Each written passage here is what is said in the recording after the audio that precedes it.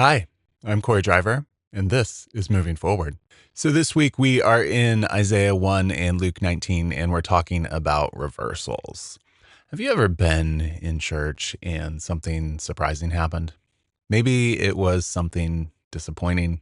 I'll never forget the time my now wife, then girlfriend, and I went to a new congregation of a somewhat smaller denomination. And when it was time for communion, she was barred from receiving. And she had never faced this rejection and humiliation and burst into tears. This was a bitter disappointment for her and for me. But then sometimes we have positive reversals, like when an old woman in the pew in front of us saw my then girlfriend crying. She marched right up to the table, took a piece of bread, and brought it back to my wife. And she stage whispered loud enough for everybody to hear, "Sorry I couldn't bring you the wine, but nobody gets refused Jesus on my watch." That was a heck of a reversal. In the lectionary readings this week, we have some other shocking reversals. "I hate it when you worship me," says God through the prophet Isaiah. What? How can this be?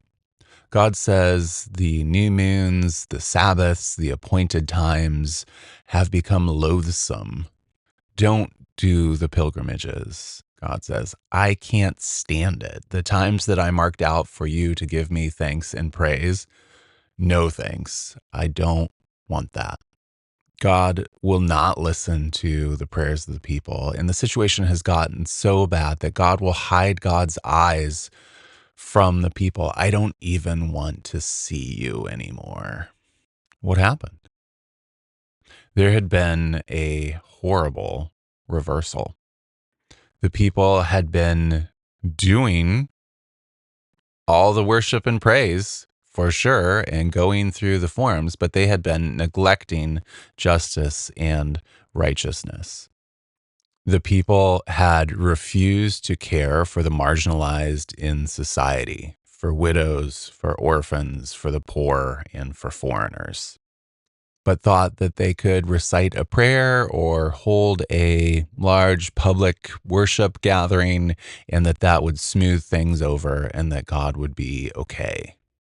God is not okay with this. God, through the prophet Isaiah, takes aim specifically at leaders who allow this thing to happen. When someone spreads out their hands in prayer, but they have blood on those hands, that thing is an abomination, Isaiah says.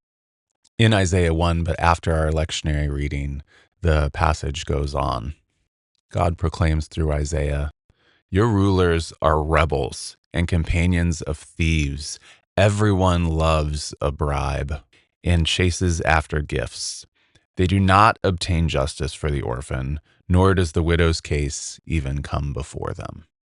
Public prayers, maybe even televised public prayers that come from purveyors of violence and those who deny justice to the poor, the marginalized, these things will have the opposite effect of what is intended.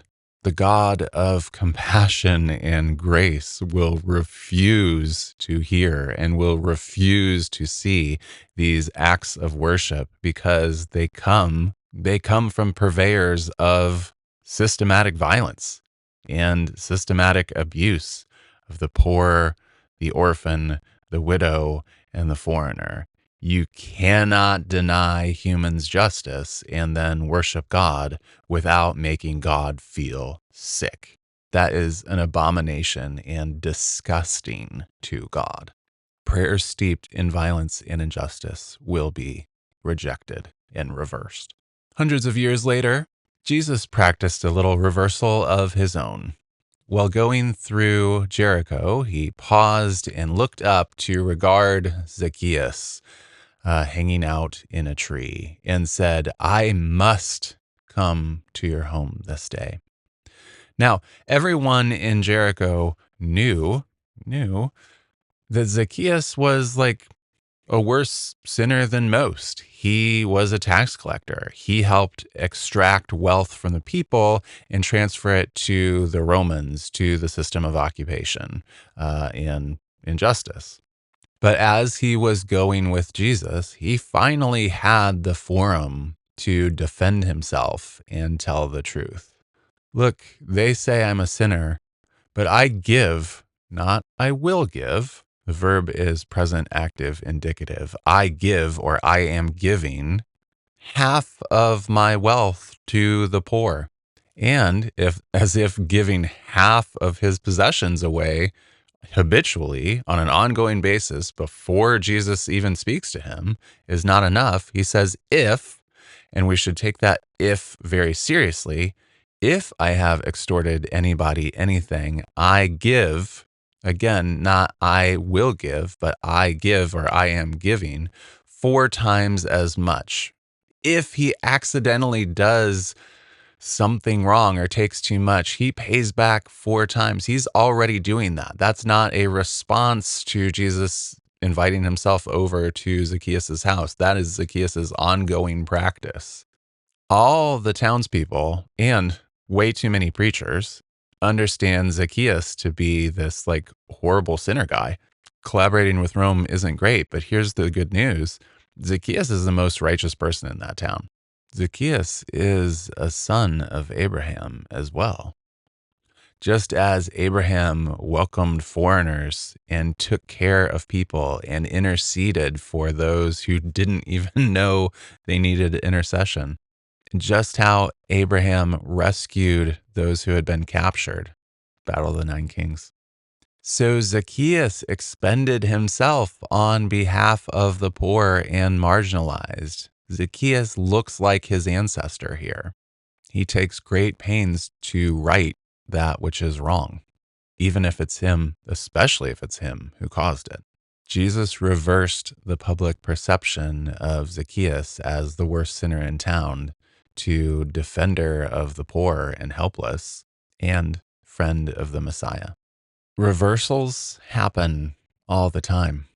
Sometimes a big public worship festival is evidence of evil. Sometimes the person who everybody knows is a sinner is actually a saint.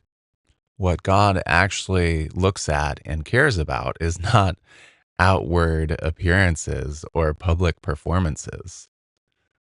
Instead, what God really cares about is, do you take care of the marginalized? Are you expending yourself on behalf of the poor, the widow, the orphan, and the foreigner? The leaders in Isaiah's day were not. Zacchaeus in Jesus' day was. Those are some big reversals. Thanks be to God. Amen.